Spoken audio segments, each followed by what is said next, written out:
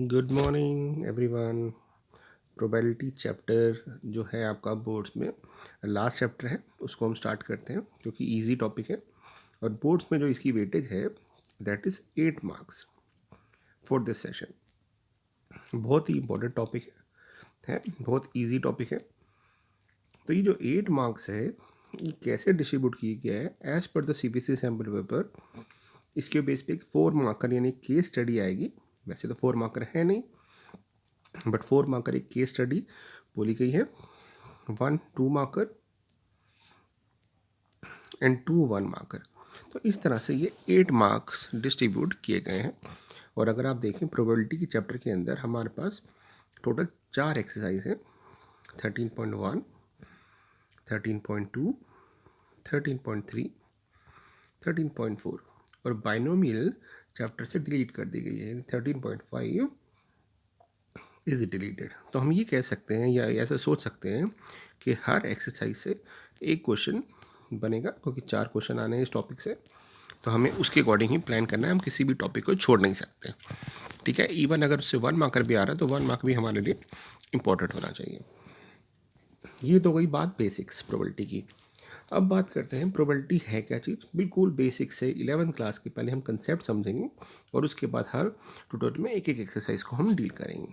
तो सबसे पहले बात करते हैं बिल्कुल बेसिक्स की। तो सबसे पहले हमने पढ़ा हुआ है probability of any event is defined as favourable outcomes,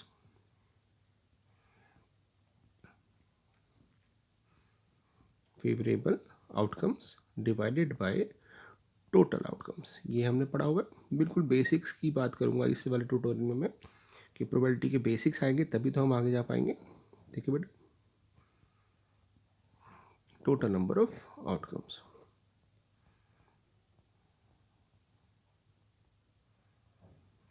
और हमने क्या पढ़ा हुआ है कि प्रोबेबिलिटी जो होती है that is always lies between 0 to 1।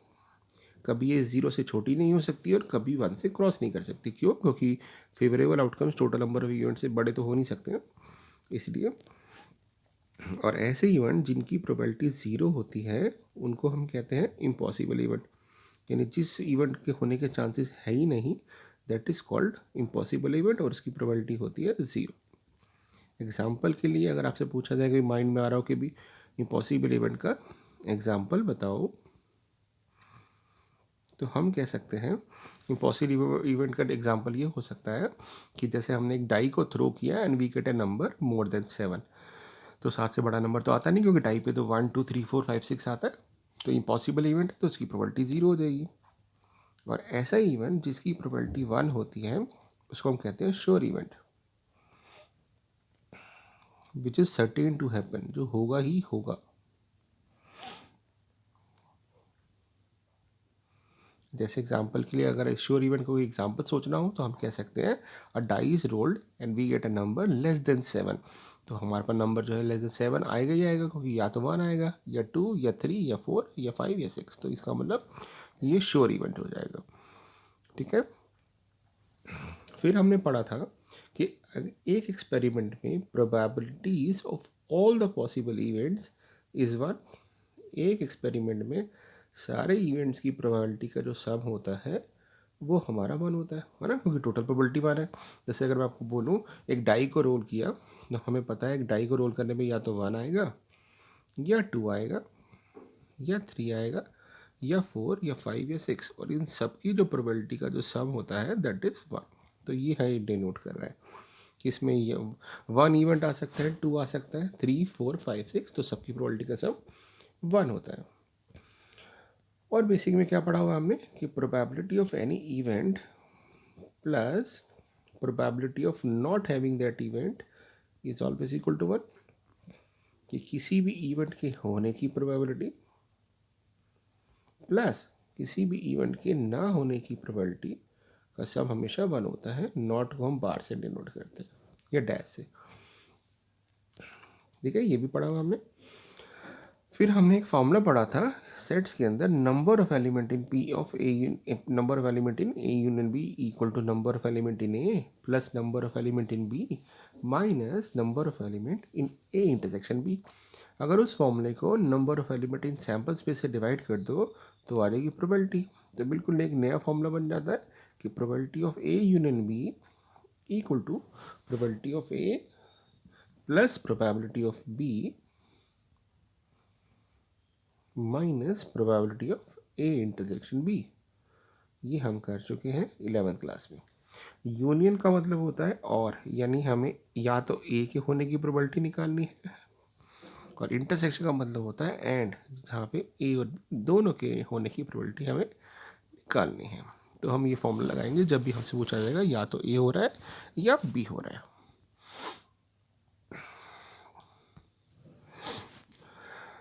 और देखते हैं अब इसी के बेस पे कुछ फॉर्मूलेस हमने किए थे 11th क्लास में, एक बार इनको समझने की कोशिश करते हैं। इसका मतलब क्या है, दिस इज रीड एज, इसको हम ऐसे रीड करते हैं, we have to find the probability of A and not B, यानी ए तो हो, प्रोबेबिलिटी हमें बतानी है ए की, बट नॉट बी, बट उसमें बी वाला पार्ट नहीं होना चाहिए, सिर्फ ए होना चाहिए, यानी ओनली ए भी कह सकते हैं इसको। This is read as only A, यानी हम इसको ऐसे भी लिख सकते हैं कि हमें P of A minus B चाहिए। तो इसका क्या फॉर्मूला पढ़ा था हमने 11th क्लास में, एक बार इसको हम वेन डायग्राम से समझने की कोशिश करते हैं। मान लेते हैं ये यूनिवर्सल सेट है, ये सेट ए है, ये सेट बी है। अब मुझे निकालना है ए वाला पार्ट, बट उसमें बी का पोर्शन आए ना। वैसे हम कहेंगे भी ए का पार्ट तो ये ए है हमारा, बट हमें बी पार्ट चाहिए नहीं, हमें बी का पोर्शन ही नहीं चाहिए, यानी ये वाला पोर्शन नहीं चाहिए। तो हमारे पास क्या बच गया, तो हमारे पास बच गया ये येलो वाला पोर्शन, ये वाला पोर्शन। तो हम ये पोर्शन की प्रोबेबिलिटी निकालना चाहते हैं बेसिकली। तो कैसे निकालेंगे प्रोबेबिलिटी, और इस येलो पोर्शन को अगर देखा जाए तो ये क्या है, येलो पोर्शन इतना ही पोर्शन है, ये है ना। तो इसका मतलब हम क्या देख रहे हैं कि हम ए में से ये जो इंटरसेक्शन वाला पोर्शन है, ये कॉमन पार्ट होता है इंटरसेक्शन, तो हम ए में से अगर इंटरसेक्शन माइनस कर दें तो ये पार्ट आ जाएगा। तो हम इसको फॉर्मूला बना सकते हैं या लिख सकते हैं, हमें पता होना चाहिए। इसका फॉर्मूला होता है P of A minus P of A intersection B. ठीक है, तो ये बेसिक फॉर्मूला यूज़ करेंगे। बिल्कुल सेम कंसेप्ट पे अगर आपसे पूछा जाए कि फाइंड आउट ए बार इंटरसेक्शन बी, इसका मतलब क्या है, तो इसका हम रीड करते हैं कि बी होगा बट ए नहीं होगा, यानी प्रोबेबिलिटी हमें बतानी है बी इवेंट की, बट ए नहीं होना चाहिए। इसको हम ओनली बी भी रीड करते हैं।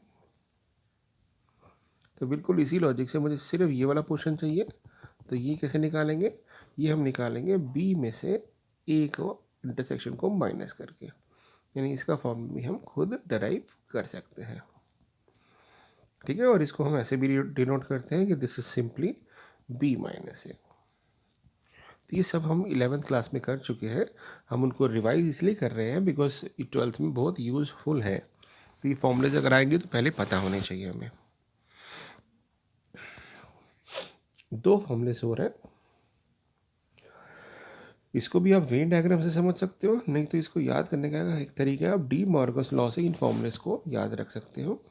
कैसे, ये दो फॉर्मूलेस हैं, क्या है आपके पास, देखो दोनों पे बार है, इसका मतलब पहला वाला हम रीड कर रहे हैं, ना तो ए होगा ना बी होगा, P of A bar intersection B bar, मतलब ना तो ए हो रहा है ना बी हो रहा है, और इसका मतलब है या तो ए नहीं हो रहा या बी नहीं हो रहा। ठीक है ना, और है इसलिए। तो दोनों के फॉर्मूले हम कैसे निकालेंगे, कैसे बनाएंगे, वो देखते हैं। तो याद रखिएगा डी मॉर्गस लॉ में क्या होता है, अगर हमारे पास दोनों इवेंट पे बार हो तो हम उसको क्या देते हैं, कंबाइंड बार लगा देते हैं, यानी ये पूरे पे बार लगा देंगे, ऐसे ही सेम नीचे वाले में दोनों पे बार है तो इसको हम कंबाइंड बार लगा देते हैं, और जो साइन है वो चेंज हो जाता है, यानी intersection becomes union and union become intersection. ठीक है, तो एक तरह से ये क्या है, ये है हमारे पास ए यूनियन बी नहीं होना चाहिए। तो ए यूनियन बी ना होने की प्रोबेबिलिटी क्या होगी, तो हम कहेंगे वो होगी 1 minus P of A union B. ये क्या है, ये कह रहा है कि ए इंटरसेक्शन बी नहीं होना चाहिए, तो इसकी प्रोबेबिलिटी हो जाएगी 1 minus P of A intersection B. यानी इनके फॉर्मूले हमने डराइव कर दिए, एक तरह से डराइव कर दिया, समझ लिए, बना लिए ताकि ऐसे कर सके। अब वेन डायग्राम से भी समझ सकते थे बट थोड़ा सा मुश्किल हो जाता, या मुश्किल या लेंथी हो जाता, तो ऐसे हमने कर लिया। तो ये आपको कुछ बेसिक फॉर्मूले याद होने चाहिए, ठीक है। और कॉइन की केस में अब हम बात करते हैं सैम्पल स्पेस की। पहली बात एक याद रखिएगा बेटा कि प्रोबेबिलिटी में हम सैम्पल स्पेस तब यूज़ करते हैं। सैम्पल स्पेस पहली बात होता क्या है? सैम्पल स्पेस होता है set of all the possible outcomes in an event, यानी इन एन एक्सपेरिमेंट।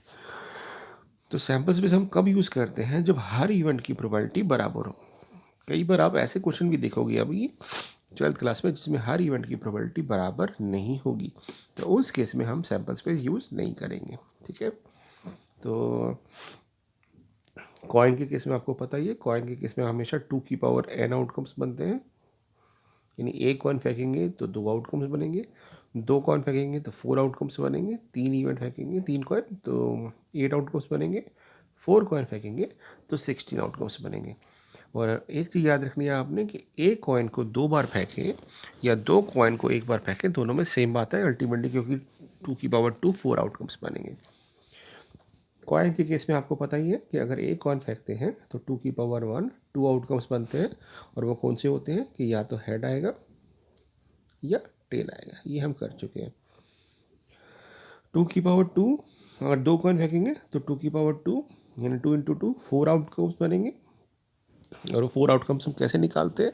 एक तो तरीका होता है हम खुद सोच सोच के निकाल लें, head head head tail tail head या टेल टेल। नहीं तो उसका बेस्ट तरीका क्या होता है, जितने भी इवेंट आए हैं उनका हाफ यानी आधी बार आप हेड लिख दो, यानी 4 का आधा 2, 2 बार हेड 2 बार टेल लिख दो। अब 2 का आधा कितना होगा 1, तो एक एक बार हेड लिख दो, एक बार टेल, हेड एक बार टेल, तो ये हमारे 4 आउटकम्स बन जाते हैं। ऐसे ही अगर आपके पास 2 की पावर 3 आउटकम्स आए तो 2 की पावर 3 होगा 8, तो 8 आउटकम्स बनेंगे। तो 8 आउटकम्स के लिए कैसे हम लिखें? तो हम लिखेंगे 8 का हाफ हो जाएगा 4, तो 4 बार हेड 4 बार टेल लिख दिया हमने, तो 4 का आधा 2, 2 बार हेड 2 बार टेल लिख दिया, फिर 2 का हाफ 1, तो एक एक बार लिख दिया। तो ये हमारे पास 8 आउटकम्स बन जाते हैं। ऐसे आपने करा होगा 11th क्लास के अंदर, ठीक है। अब चलते हैं डाइस पे। डाइस के बारे में क्या पता है हमें कि 6 की पावर n आउटकम्स बनते हैं in case of a die. एक डाई फेंकेंगे तो 6 की पावर 1 6 आउटकम्स बनेंगे। एक डाई फेंकेंगे, रोल करेंगे तो हमारे पास 6 आउटकम्स बनेंगे, 1 2 4 5 और 6, है ना।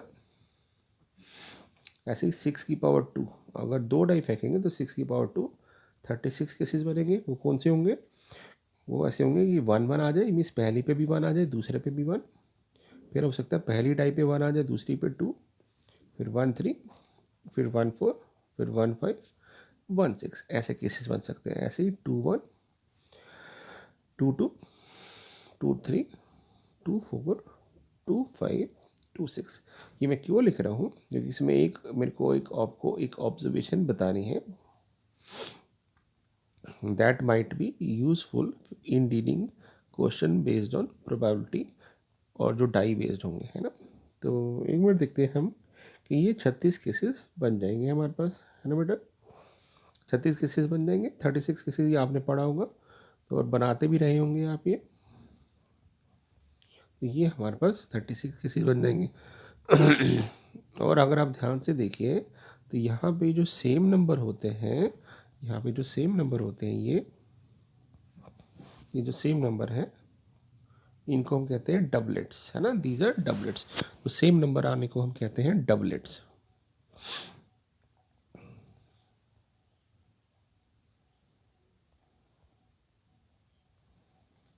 ठीक है, ये तो एक बात। दूसरी इंपॉर्टेंट बात क्या ध्यान रखनी है आपने कि जब हम इसको डायगोनल खींचेंगे तो यहाँ पे आप एक चीज़ नोट करोगे, हर डायगोनल एक यूनिक सम दे रहा है, यानी हर डायगोनल में जो नंबर्स आ रहे हैं वो उनका सम एक फिक्स सेम नंबर है। तो ये हमें हेल्प कर सकता है आगे जाके क्वेश्चंस को सॉल्व करने में और किसी डायरेक्ट ऑब्जर्वेशन में। यानी अगर मैं आपसे पूछूं कि ऐसे नंबर बताओ या ऐसे अगर मैं एक डाई को 2 बार फेंकूँ तो प्रोबेबिलिटी बताओ कि sum of the number of the die 9 आए। तो मुझे ढूंढना नहीं पड़ेगा, मैं सीधा देखूंगा ये वाला जो डायगोनल है ये वो वाले नंबर्स है जिनमें सम 9 आ रहा है। तो मैं देख रहा हूँ 4 एलिमेंट ऐसे हैं, तो 4 डिवाइड बाई 36। तो इस तरह से हम ढूंढ सकते हैं। अगर मैं आपसे पूछूं कि अगर मैंने एक डाई को 2 बार फेंका, प्रोबेबिलिटी बताओ कि सम जो है वो 9 आए या 10 है। तो हम कहेंगे 9 और 10 है, तो यानी ये केसेस होंगे, तो 4 केसेस ये, 3 केसेस ये, 7 केसेस हो गए, प्रोबेबिलिटी आ जाएगी 7/36। तो ये बेसिक आपको पता होना चाहिए, ठीक है, डाई की केस में। ये अभी हम बात कर रहे हैं बिल्कुल बेसिक्स की। जब बेसिक्स आ जाएंगे तभी हम 12th के पार्ट पे जाएंगे। फिर बात करते हैं कार्ड्स की। कार्ड्स के बारे में क्या पता होना चाहिए आपको कि कार्ड्स जो होते हैं, प्लेइंग कार्ड्स हमारे पास होते हैं 52। इन 52 में 26 जो होते हैं वो रेड कार्ड होते हैं,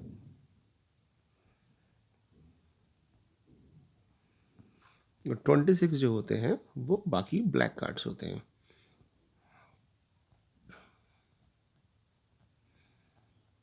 इन 26 में 13 हमारे पास एक टाइप होती है, 13 एक टाइप होती है और 13 दूसरी। तो रेड वाले तो होते हैं हार्ट, ठीक है, हार्ट बना होता है जो, डायमंड, और यहाँ होता है क्लब और स्पेड।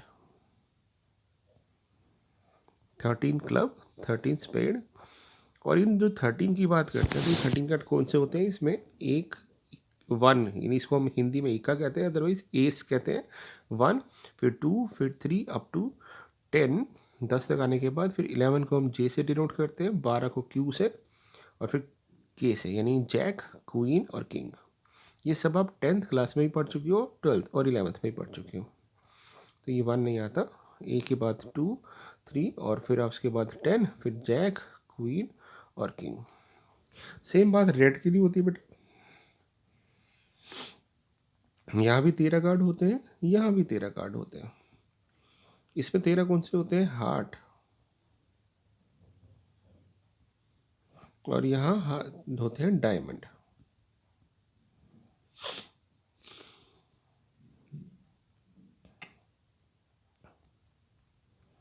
यहाँ पे भी और यहाँ तक भी ए से लेके किंग तक होते हैं। यानी हम कह सकते हैं कि टोटल हर कलर की बात करें तो हर कलर 26 बार अपीयर होता है, हर टाइप की बात करें तो वो हर टाइप 13 बार अपीयर होती है, हर नंबर की बात करें तो हर नंबर 4 बार आता है। तो ये बेसिक्स आपको पता होने चाहिए प्रोबेबिलिटी के अंदर, और ये बेसिक्स जब हम स्ट्रॉन्ग कर लेंगे तो इन्हीं के बेस पे हम 12th के क्वेश्चंस करेंगे। बिल्कुल कुछ नया नहीं है, सिर्फ कंसेप्ट बेस्ड है। तो अगर आप कंसेप्ट स्ट्रॉन्ग कर लेंगे तो क्वेश्चन बहुत ईजिली हो जाएंगे आपके। तो इसको रिवाइज करिए। जल्दी ही अगले ट्यूटोरियल में मिलता हूँ जिसमें हम करेंगे, क्या करेंगे, हम करेंगे कंडीशनल प्रोबेबिलिटी। ठीक है, ठीक है, थैंक यू सो मच। इसको पढ़िए और अपने डाउट्स मुझसे पूछ सकते हैं आप। ठीक है, ये बेसिक्स हमने डिस्कस कर लिया, तो बहुत छोटा सा ट्यूटोरियल था, इसको रिवाइज कर लीजिएगा।